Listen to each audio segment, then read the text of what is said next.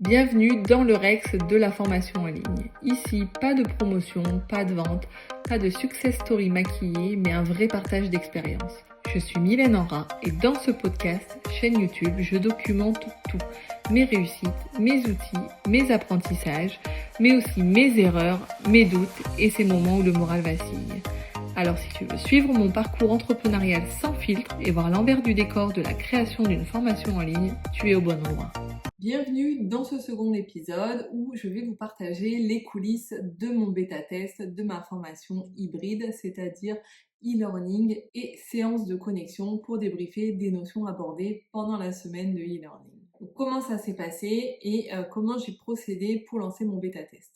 J'ai d'abord construit mon programme de formation. Donc j'ai commencé par créer mon scénario pédagogique, quelles sont les différentes étapes que je voulais aborder, qu'est-ce que j'allais mettre dans chacun des modules, comment j'allais valider l'acquisition des compétences et finalement comment ce parcours faisait du sens avec des modules qui s'enchaînent, qui sont liés et qui progressivement amènent des compétences pour les managers. J'avais donc cette cartographie globale de à quoi je veux que ma formation ressemble et j'ai commencé à construire mes modules de formation, donc d'abord en mode brouillon avec les grandes lignes de ce que j'allais aborder pour ensuite y revenir en détail et affiner au fur et à mesure les contenus.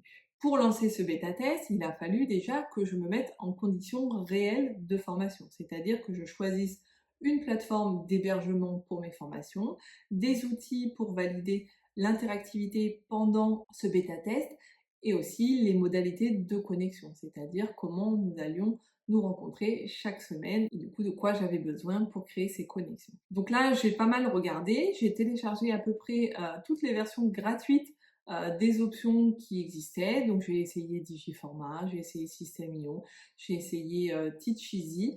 Bref, j'ai essayé tout un tas de plateformes pour finalement retenir System.io parce que System.io, il permettait pas mal de choses et que ça collait plutôt bien à mes attentes. Il y avait ce côté hébergement de formation.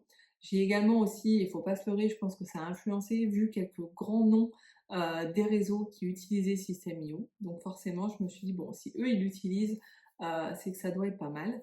Et donc du coup, j'ai mis mon dévolu dessus. System.io, il permet l'hébergement de formation, il permet l'envoi de newsletters, l'acquisition et l'enregistrement de contacts, il permet de faire des campagnes email, de gérer le paiement en ligne en reliant à un autre système qui va procéder au versement sur notre compte bancaire. Il permet de créer une communauté. Et donc au début, finalement, c'était tout le nécessaire dont j'avais besoin pour bien démarrer. Donc j'ai d'abord pris la version starter, la première, qui m'offrait finalement tout ce que j'avais besoin pour démarrer. Et elle était à 27 € par mois. Et donc pour 27 €, j'avais tout ce qu'il fallait pour lancer ma formation. Donc une fois que j'avais la plateforme, il a fallu venir mettre le contenu dans la plateforme. Et donc là, c'est là qu'a commencé les premières séances de filmage. Il a fallu que je tourne quelques vidéos pour regarder ce que ça rendait. Est-ce que mes modules, ils étaient digestes? Est-ce que la qualité était acceptable? Et de regarder pour faire des vidéos pas trop longues de manière à ce que ça reste digeste. Donc je préférais avoir plusieurs petites vidéos que de faire une grosse vidéo d'1 heure où les gens allaient potentiellement pas aller jusqu'au bout. Donc j'ai commencé mes séances de tournage de manière rudimentaire, c'est-à-dire que j'ai pris mon ordinateur, j'ai fait comme si on était en réunion virtuelle, en réunion Zoom avec partage d'écran et j'ai enregistré mon écran. Comme ça, on y voyait mon support de formation, on y voyait ma gestuelle parce que j'apparaissais également à côté de la présentation et donc c'est comme ça que j'ai créé mes premiers supports de formation. En parallèle du montage de ces premières vidéos, j'ai commencé à lancer un appel à bêta-test sur LinkedIn en proposant mon accompagnement à des personnes qui voulaient développer leurs compétences managériales. J'ai choisi de faire mon bêta-test de manière gratuite pour être sûre d'avoir des candidats et j'ai bien fait parce que du coup, ça m'a permis de récolter 7 personnes qui ont intégré mon programme. Pour éviter de perdre trop de temps, j'ai lancé le bêta-test alors que je n'avais pas terminé l'intégralité des modules. Et donc ça, après coup, je me dis que ça a été un super moteur parce que du coup, ça m'a forcé à tenir le rythme et à avancer et du coup à pas perdre de temps finalement dans la durée. Par contre, ça a été une grosse charge de travail à un moment donné parce que je m'étais fixé 2 semaines d'avance, donc c'est-à-dire que j'avais 2 semaines de ma formation qui étaient prêtes au moment du lancement du bêta-test et il m'en restait finalement 4 à construire derrière. Donc il fallait absolument que j'arrive à ne pas trop rogner sur ces 2 semaines d'avance pour finir en même temps que la fin programmée de l'accompagnement. Donc gros stress, mais finalement hyper bénéfique parce que j'ai tenu le rythme et ça m'a vachement motivée. Et donc j'ai déroulé comme ça mon bêta test. Ça m'a permis de pouvoir corriger un certain nombre de choses. Donc il y avait par exemple le questionnaire d'acquisition des compétences en fin de module. Je pensais l'avoir activé, mais finalement les apprenants ne l'avaient pas. Une fois qu'ils l'avaient, je me suis aperçue que du coup, la manière dont ça fonctionnait, ça permettait pas forcément de pouvoir être au courant des erreurs qu'on avait faites. Donc j'ai retravaillé un petit peu les modalités d'évaluation des compétences. J'ai donné un corrigé a posteriori pour que les personnes puissent avoir la validation. On a également testé les problèmes potentiels de remontée de vidéos, parce que du coup les liens pour accéder à la vidéo se font via YouTube, et donc il pouvait y avoir par moment des problèmes de paramétrage de ma part. Et puis ça m'a permis également de tester des formats interactifs, parce que je renvoie de temps en temps sous Geniali, qui est un support de montage, de support de formation interactif avec des choses sympas où on peut cliquer, ça renvoie à la page d'après, ça revient. Enfin, voilà, les visuels sont sympas, l'animation est sympa. Et du coup, j'en ai glissé quelques-uns dans mon parcours de formation. Donc, j'ai pu tester tout ça, que tout s'enchaînait bien, que les modules se débloquaient bien quand ils devaient se débloquer, que le contenu apparaissait bien, que les documents qui étaient inclus dedans, on pouvait correctement les télécharger derrière et qu'ils étaient lisibles, entre guillemets, quand on les téléchargeait.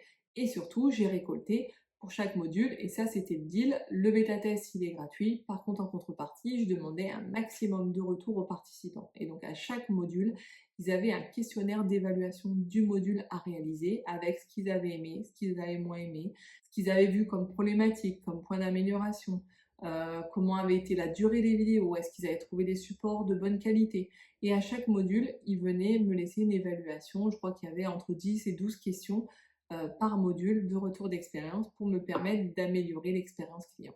Et donc mon bêta test s'est déroulé en 7 semaines du coup, la semaine d'accueil, les 6 semaines de formation, et puis ensuite la clôture, et puis le mentorat post-formation pour chacun des participants pour pouvoir continuer d'approfondir la mise en application de la formation. À la fin de cette séance de mentorat, de nouveau, je leur ai demandé un témoignage pour venir sur ma page LinkedIn. Donc en bas de ma page LinkedIn, on a les recommandations ou les témoignages clients, qui sont toujours des preuves sociales intéressantes à mettre en avant quand on recherche des clients. Et donc à la fin, ils sont venus me laisser cette évaluation que je peux réutiliser un peu partout dans mes communications, que ce soit sur mon site internet, sur mes pages de vente ou dans ma page LinkedIn directement accessible à tout le monde. Et la bonne nouvelle, c'est que ces personnes-là, dans le lot, j'avais un manager de manager. Et donc ce manager, derrière, m'a fait confiance pour former une personne de son équipe qui allait devenir manager. Donc comme quoi, finalement, ce bêta test, certes gratuit au début, m'a quand même amené un premier client, et puis d'autres qui sont en discussion également dans la même société et aussi dans une autre société. Donc vous voyez, il faut parfois donner pour recevoir, et là pour le coup j'ai trouvé ça génial parce qu'il me fait confiance par la suite et il m'apporte des apprenants. L'avantage également, c'est que ces personnes-là, même si elles n'apportent pas directement des clients parce qu'elles n'ont pas forcément de besoin dans leurs équipes, elles peuvent aussi en parler en bouche à oreille, et donc on commence à travailler son réseau. Donc voilà pour mon bêta test, et donc derrière, à l'issue de mon bêta test, j'ai pu officiellement lancer mon programme d'accompagnement tout en ayant quand même en tête tous les points de progrès que les bêta-testeurs m'avaient mentionnés. Et donc j'ai alimenté une petite liste d'améliorations à apporter à mes supports, au déroulé ou à la validation. Certaines modifications ont été rapides, donc j'ai essayé de les faire au fur et à mesure des modules, comme ça c'était traité. Par exemple, quand on me remontait des petits couacs d'orthographe ou des petits bugs dans les liens à cliquer, tout ça, je l'ai travaillé au fil de l'eau. Et par contre, après, quand on était sur des améliorations de fond, je les ai notés de manière à refaire des vidéos a posteriori en tenant compte des remarques qu'ils avaient pu me faire. Et donc voilà, mon programme était prêt à être commercialisé. Après, s'ensuit du coup la question de à combien je le mets. Et donc s'ensuit derrière à quel prix je le mets pour que ce soit ni trop cher ni pas assez cher, et que les gens perçoivent bien la valeur par rapport à ce que je leur propose. Et donc tout ça, je vous le livre dans le prochain épisode, comment j'ai fixé mes prix et qu'est-ce qui a conditionné ces prix. Merci d'avoir écouté jusqu'au bout.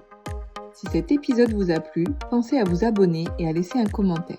Ça m'aide énormément à continuer de partager cette aventure avec vous. Vous pouvez aussi me retrouver sur LinkedIn et Instagram pour d'autres formats de partage. Et sinon, on se retrouve très vite pour un nouvel épisode. Et d'ici là, persévérez, expérimentez et surtout, prenez plaisir dans votre aventure. À très vite!